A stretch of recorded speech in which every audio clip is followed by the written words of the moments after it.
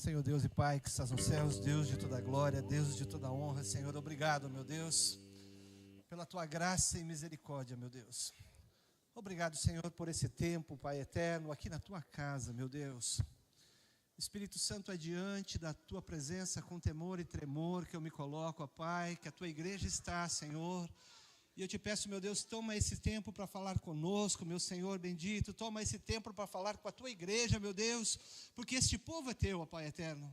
É a Tua igreja que está reunida aqui, meu Deus, para adorar o Teu nome. E eu te peço, ó Pai, em nome de Jesus, fala conosco nesta manhã, Pai. A palavra é Tua, Senhor. Eu te peço, meu Deus, pela Tua graça e misericórdia. Aleluia, Senhor. Aleluias, aleluias. Pode assentar, igreja de Cristo. Que a graça e a paz de nosso Senhor e Salvador Jesus Cristo, ela seja uma realidade na sua vida. Amém, meus irmãos? Louvado seja Deus. Se eu passasse uma prancheta aqui agora, com 3 perguntas para você responder, e a primeira delas seria: qual é a necessidade, na tua opinião, qual é a necessidade da igreja? A segunda pergunta é: qual é a necessidade na tua família? E a terceira dela é: qual é a necessidade na tua vida? Qual seria a tua resposta a essas 3 perguntas nesta prancheta? Qual é a necessidade da igreja? Qual é a necessidade na tua família, na tua casa? E qual é a necessidade na tua vida? Houve um tempo que a resposta certeira para essas 3 perguntas seria a presença de Deus. Houve um tempo que, sem titubear, sem pensar, a resposta para essas 3 perguntas seria a presença de Deus. E eu quero meditar com você nesta manhã no que está no livro de Êxodo, capítulo 33. E nós vamos meditar sobre a presença de Deus. Eu estarei fazendo uma leitura aqui. A minha versão é a Nova Versão Transformadora, a partir do verso 1. Acompanhe essa leitura, ela é muito importante para a gente refletir nesta manhã sobre esse assunto. O Senhor disse a Moisés: ponha-se a caminho junto com o povo que você tirou da terra do Egito. Subam a terra que eu jurei dar a Abraão, Isaque e Jacó, dizendo: darei esta terra a seus descendentes. Enviarei um anjo à sua frente para expulsar os cananeus, os amorreus, os hititas, os ferezeus, os heveus e os jebuseus.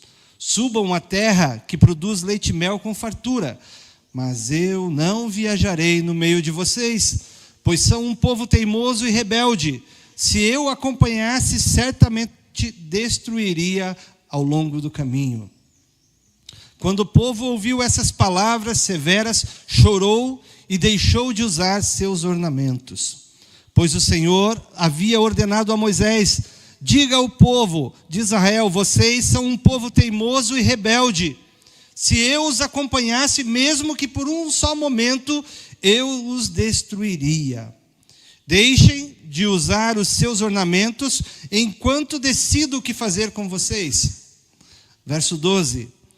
Então Moisés disse ao Senhor: tu me ordenaste, leva este povo, mas não disseste quem enviará comigo.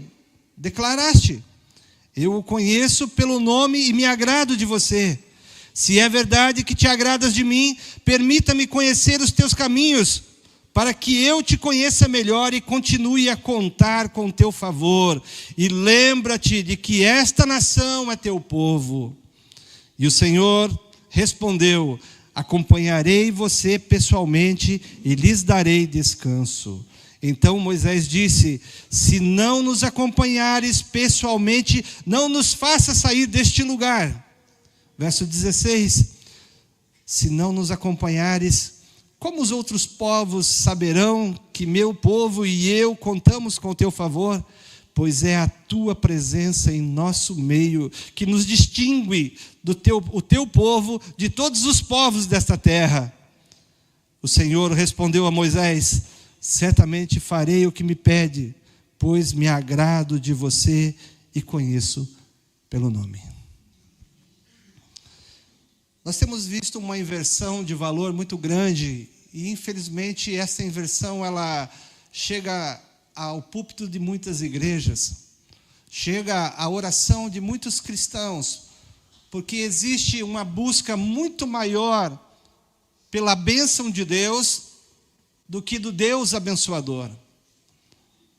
As pessoas querem todo o conforto e querem ter o nome, ser chamados de cristão, ter o nome pertencente a uma igreja cristã, mas elas estão muito mais interessadas no nome que aquilo pode dar para ela, ou no status de dizer que pertence àquela ou àquela outra denominação, do que ter um compromisso sério com Deus. As pessoas até se interessam pela salvação, até quando leem e ouvem falar a respeito dos céus, da grandiosidade dos céus, elas até têm interesse, mas elas não querem ter um compromisso sério com o Deus Salvador. As pessoas ouvem falar dos dons espirituais, elas até querem os dons espirituais, mas as pessoas estão deixando o doador dos dons de lado. Existe uma busca muito grande pela mão estendida de Deus, mas uma busca muito pequena por um compromisso com o Deus abençoador. A presença de Deus, quando ela se manifesta a Moisés na sarça ardente, é algo fantástico, porque é algo jamais visto. E Moisés se depara com aquela cena e ele cai com o rosto em terra diante de algo que ele jamais havia visto e a voz que ele havia ouvido. É a presença de Deus que fez com que lá no Egito todas as divindades cultuadas por eles caíssem em vergonha, todas as crenças deles fossem envergonhadas pelo poder salvador de Deus. O povo foi liberto pelo sangue do Cordeiro, quando através da ordem de Deus o sangue foi passado nos umbrais da porta e o anjo da morte passou, mas aqueles que tinham o sinal da presença de Deus nas suas casas foram libertos da morte. Na saída do povo do Egito, a presença de Deus era notória porque uma nuvem os protegia do sol e uma coluna de fogo os guiava durante a noite. A presença de Deus era no meio do povo de Deus. É a presença de Deus que dá a direção para a igreja de Cristo. É a presença de Deus que dá a direção para as nossas vidas. E nós não podemos abrir mão disso. Moisés, ele estava tão convencido de que a maior importância para ele era a presença de Deus no meio deles. Moisés não estava preocupado com as estratégias dos outros povos, de como os outros povos armavam seus exércitos, se preparavam para a guerra. Moisés não tinha essa preocupação. A grande questão de Moisés era se Deus estava no meio deles. Mas houve um dia em que a Bíblia fala para a gente que a presença de Deus foi embora do arraial de Israel. A presença de Deus os conduzia, a nuvem os protegia do sol. A coluna de fogo os dava direção para onde deveriam ir. Mas a Bíblia fala que um dia a presença de Deus foi embora do arraial de Israel. E o profeta Isaías vai falar para a gente que são os nossos pecados, são as nossas transgressões que criam uma barreira e que fazem uma separação entre nós e o nosso Deus. E a gente vê essa separação quando Deus se apresenta a Adão lá no jardim e pergunta: Adão, onde estás? E Adão diz: ouvi a tua voz e temi porque estava nu. Adão temeu porque tinha pecado. Adão se escondeu da presença de Deus porque havia pecado. Adão já não podia mais presenciar a face do Senhor porque havia contrariado a voz de Deus, havia feito aquilo que Deus não queria que eles fizessem. E é preciso entender, igreja de Cristo, que é o pecado que afasta a presença de Deus ou que nos afasta da presença de Deus. O capítulo 32 vai mostrar para a gente que Moisés subiu ao monte para conversar com Deus. Moisés estava ali naquele período de 40 dias, estava recebendo as tábuas dos mandamentos, e o povo lá embaixo começou a olhar para a situação e falar assim: esse Moisés morreu. Não é possível, já se passam 40 dias.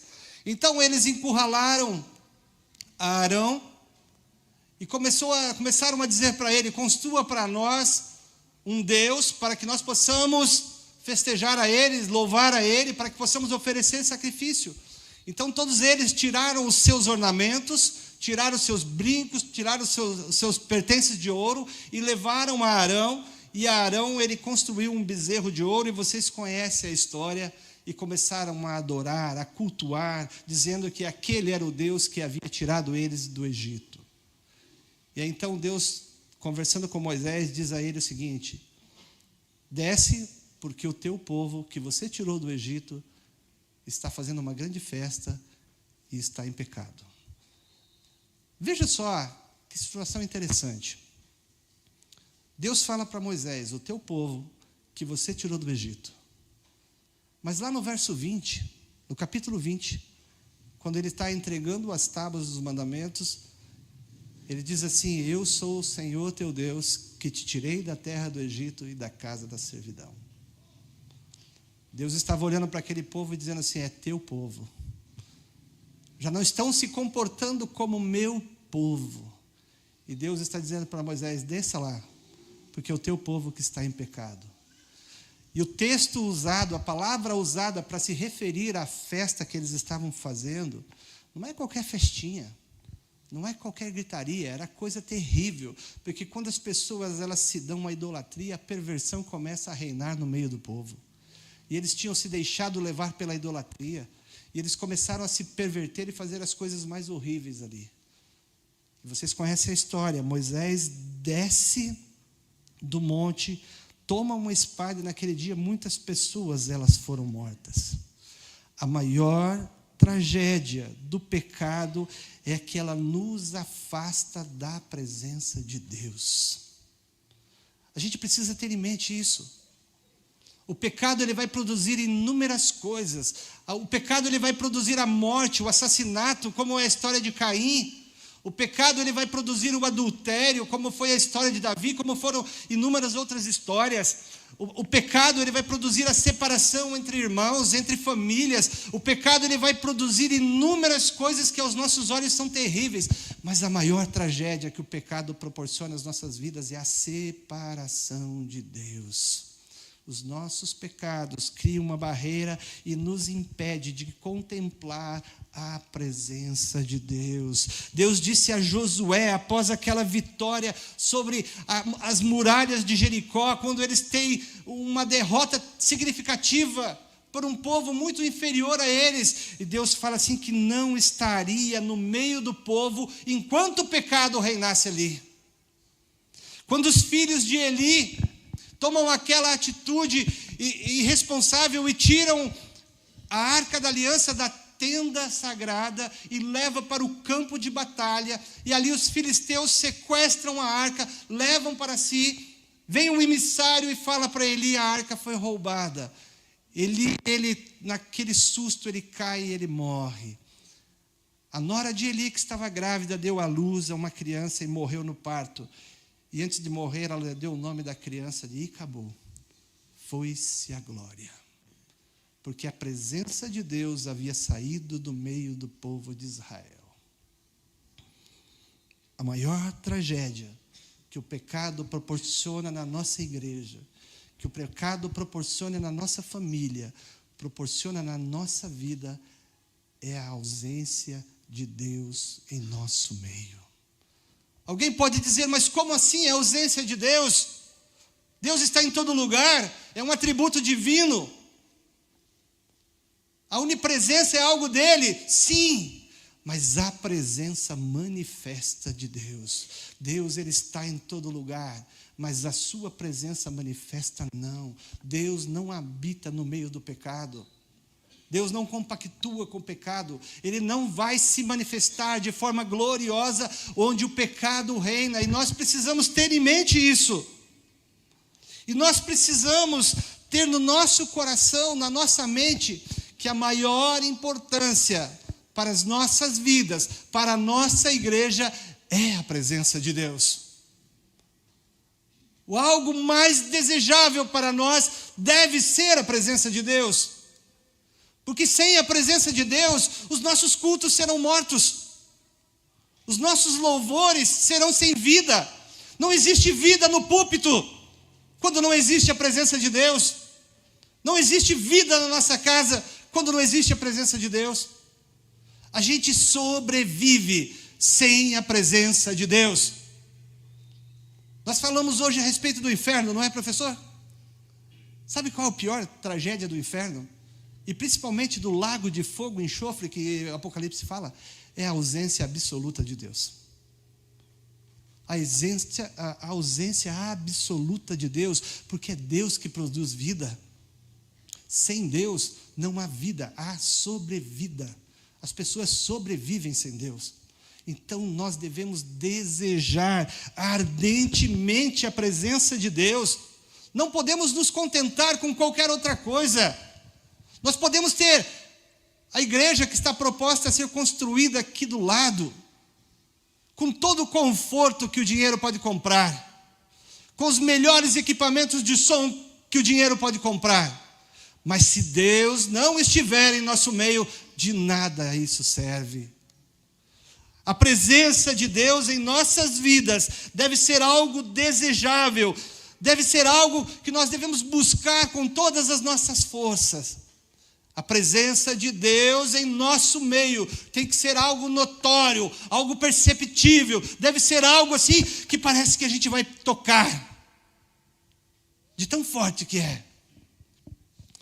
Jacó, quando ele estava a caminho, e ele tomou aquela pedra para dormir, ele teve aquele sonho com aquela escada que tocava os céus, e ele acordou no outro dia e chamou aquele lugar de Betel, porque ele disse, porque aqui o Senhor está presente, aqui é casa de Deus. Ali ele viu Deus, ali ele sentiu a presença de Deus, porque a presença de Deus traz mudanças em nossas vidas. Não tem como nós chegarmos à presença de Deus e ficarmos do mesmo jeito. A igreja, ela tem que ter a necessidade de diagnosticar o que muitas vezes causa esse afastamento de Deus. Você, irmão, você precisa diagnosticar se tem algo que está te afastando de Deus. Você precisa olhar para dentro da tua casa e perceber se não existe algo que está afastando a presença de Deus, ou que está te afastando da presença de Deus. Se queremos a presença de Deus em nossa igreja, em nossas vidas, nós precisamos ter a coragem de romper com tudo aquilo que nos afasta de Deus. Olha o verso 4. Quando Moisés desceu do monte e falou tudo o que Deus tinha falado para ele, lá no verso 4, diz assim, quando o povo ouviu essas palavras severas, chorou e deixou todos os seus ornamentos. Irmãos, aqui não é uma questão de pode ou não pode usar, não é uma discussão se deve ou não deve usar joias, brincos e por aí vai afora. O povo ouviu Deus dizendo que eles eram rebeldes e que não estaria no meio deles. E quando eles ouvem essa fala, eles choram, e a Bíblia fala que eles se arrependem e eles deixam de usar todos os seus ornamentos. Os ornamentos ali foi a matéria-prima usada para construir o bezerro de ouro. E para que eles não fossem tentados novamente, eles começam a se dispor de tudo aquilo que eles haviam usado para pecar contra Deus.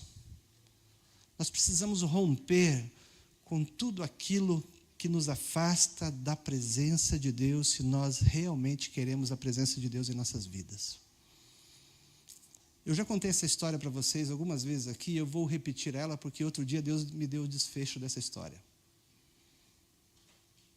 Eu já contei para vocês como Deus me fez eu me envergonhar um dia, de forma assim que me deixou lá no... E outro dia Deus me deu a resposta, embora eu nunca tenha perguntado. Olha a misericórdia de Deus. Cristão de berço, atuante na igreja desde os 18 anos de idade, trabalhando na direção da igreja, dos cultos da direção da igreja desde os 20 anos de idade.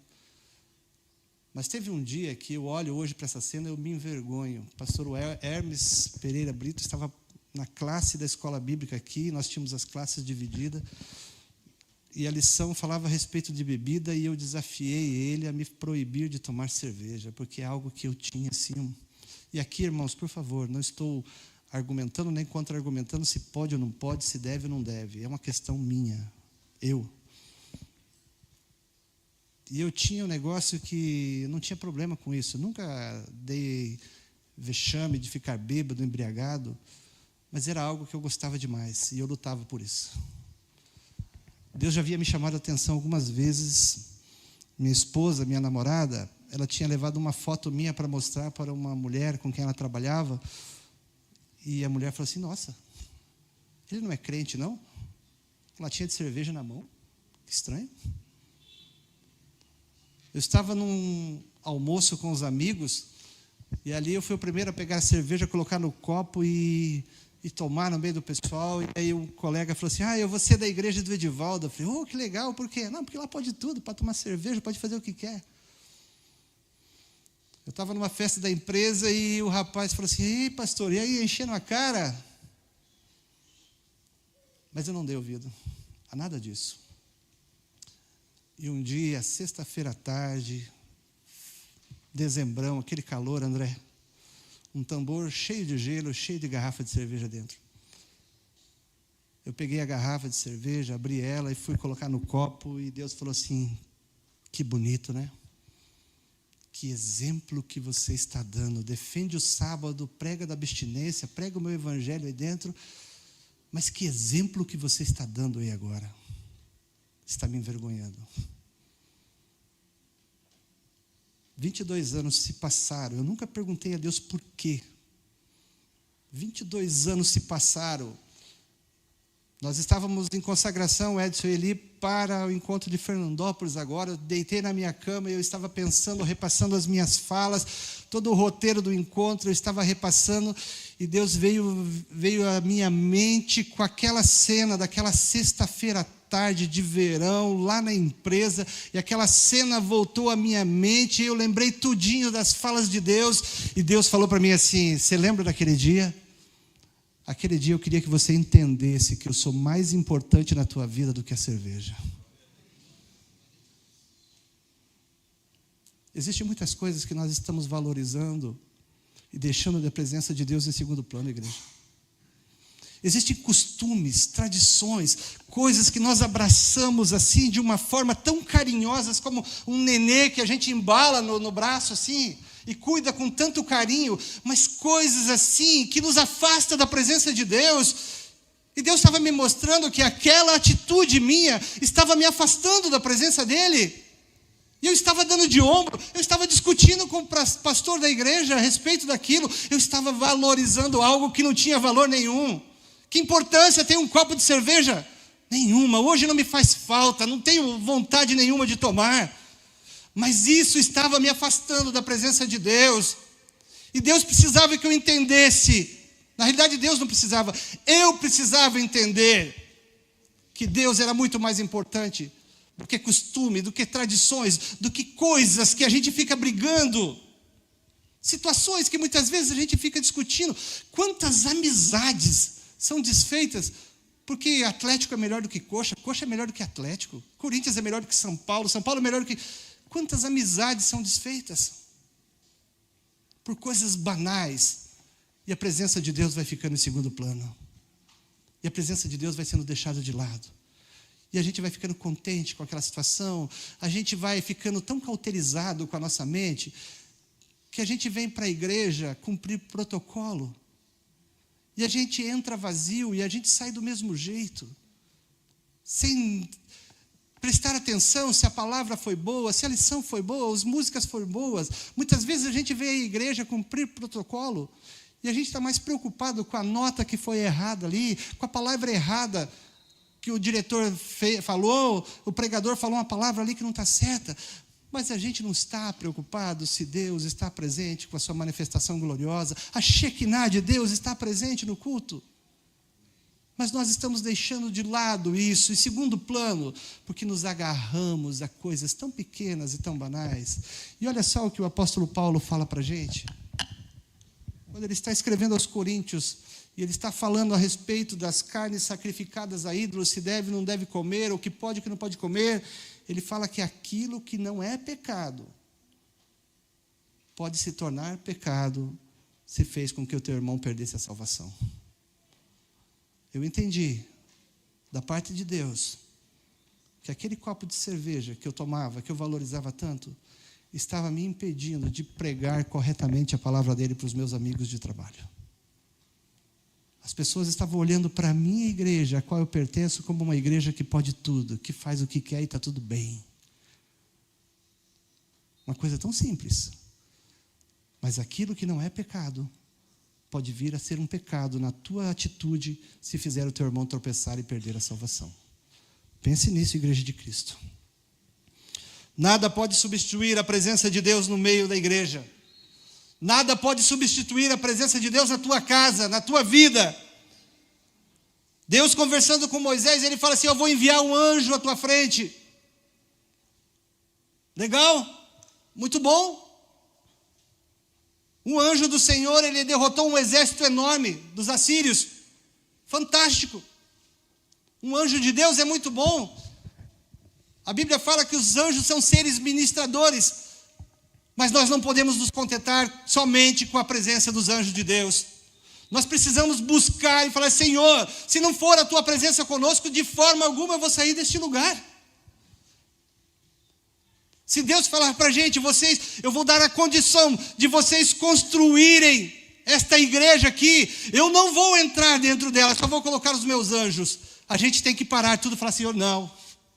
A gente não quer uma igreja nova, se a tua presença não for conosco, Senhor.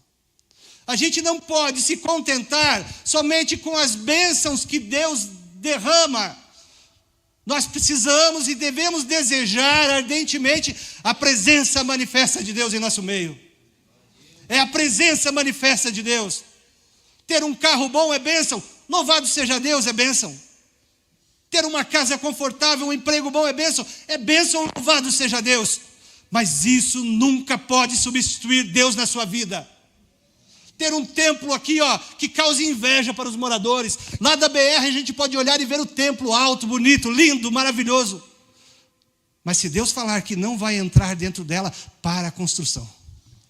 Deixa a construção de lado. É melhor voltar para Batista da Costa, na igrejinha de madeira lá, Diácono Sérgio, e ter a certeza de que Deus vai estar conosco lá, do que num grande templo e não ter a presença de Deus. Deus disse que daria vitória. Subam a terra que jurei dar a Abraão, Isaque e Jacó. Darei ela a vocês. Eu vou expulsar todos os moradores, porque eu dei como promessa. Ah, Senhor, as suas bênçãos são importantes, Senhor. Como é bom você ir trabalhar num lugar e saber que ali é bênção de Deus. Como é bom você ver as bênçãos de Deus derramadas sobre a tua vida, sobre a tua casa. Mas isso não pode ser contentamento achando que está tudo bem. Não, isso não importa se a presença de Deus não for na sua casa.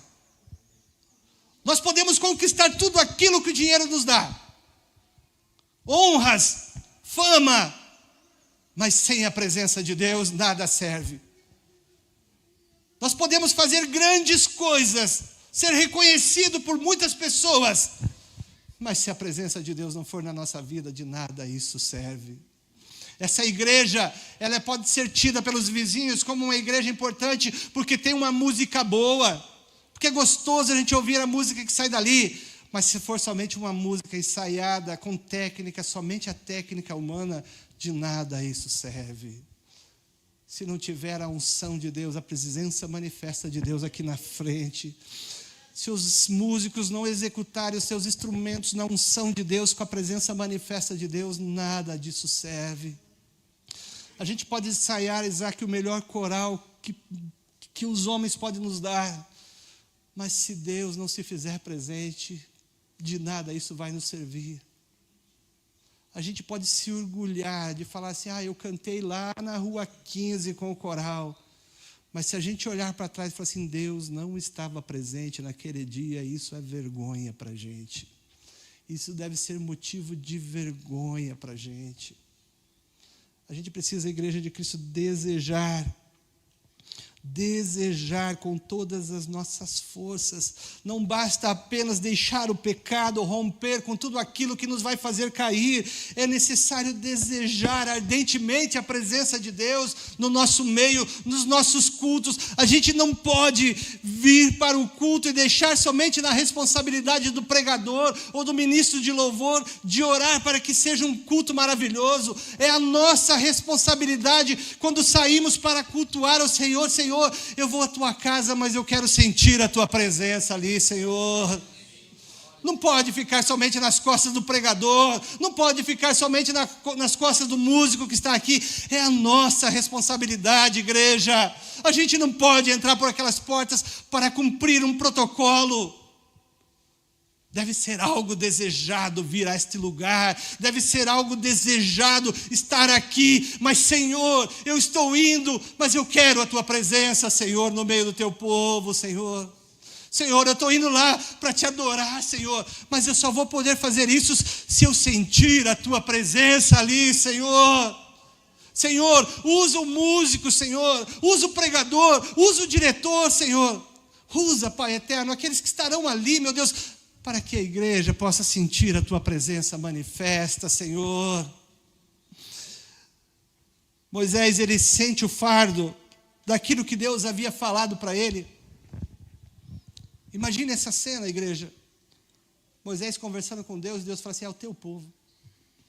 Vai lá, leva o teu povo, eu não vou no meio de vocês. Dura coisa para a gente é saber que você tem algo para fazer e ouvir uma fala dessa: eu não vou estar no meio de vocês.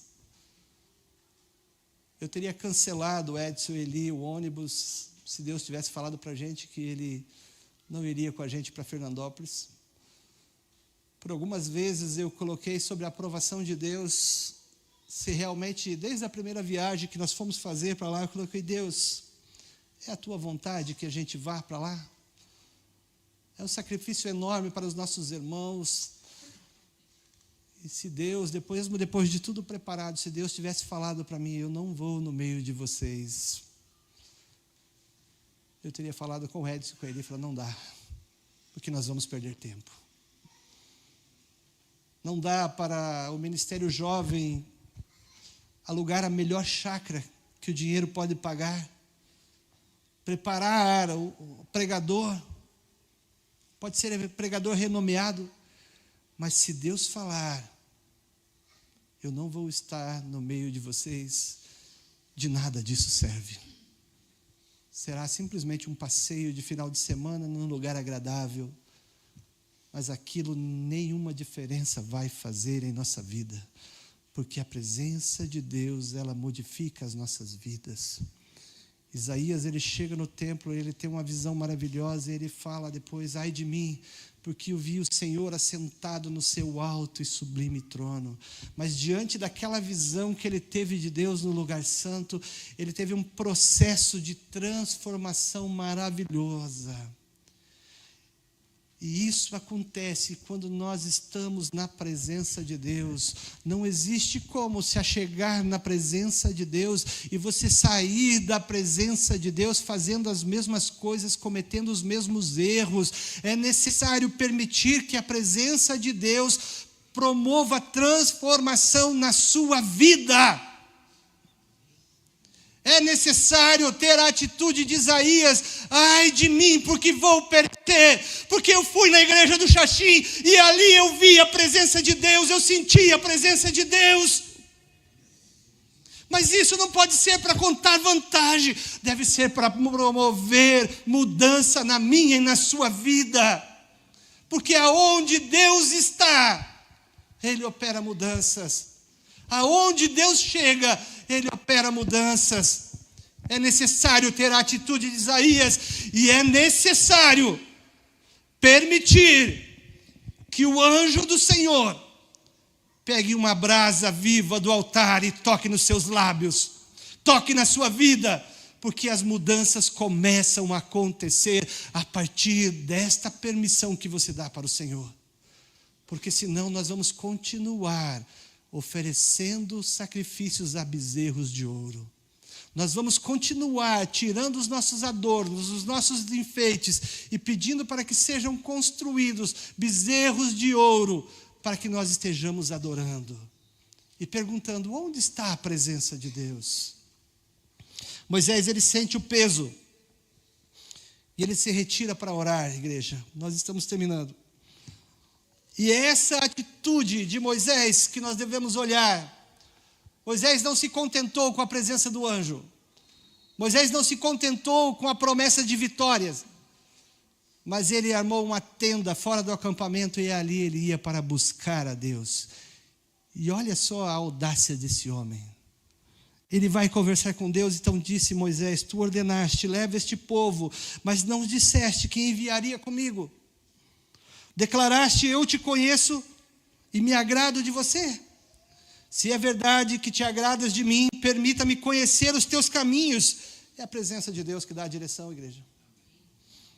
Permita-me conhecer os teus caminhos, para que eu conheça melhor e continue a contar com o teu favor. Olha a audácia deste homem. E ele diz assim: e lembra-te de que este povo é teu povo.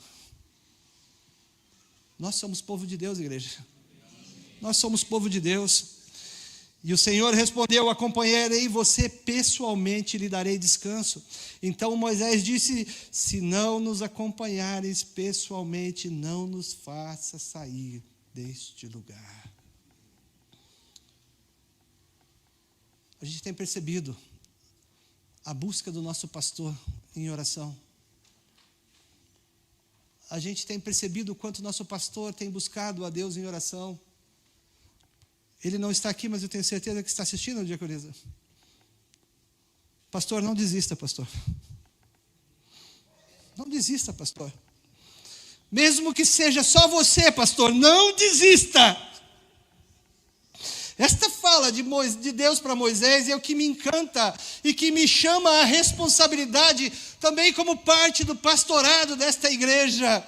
Porque pela misericórdia de Deus e por Deus ter se agradado de Moisés, o povo foi abençoado. Não desista, pastor, não desista. Não desista, você que é líder, não desista. Você que foi chamado para exercer uma liderança na igreja de Cristo, não desista, mesmo que seja só você buscando ao Senhor. É esta fala de Deus que me dá ânimo. É esta fala de Deus, Anne, que deve te motivar à frente do ministério jovem. Deus se agradou de Moisés. Deus se agradou de Moisés. Busque ao Senhor com todas as tuas forças. Busque a presença de Deus com as tuas forças, até que Ele diga: eu me agradei de você.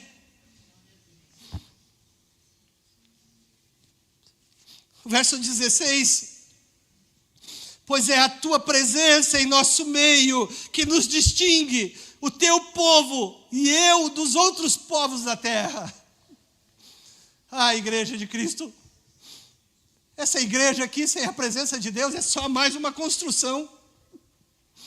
A minha vida, a tua vida sem a presença de Deus é só mais um na multidão. E Deus não nos chamou para ser mais um na multidão.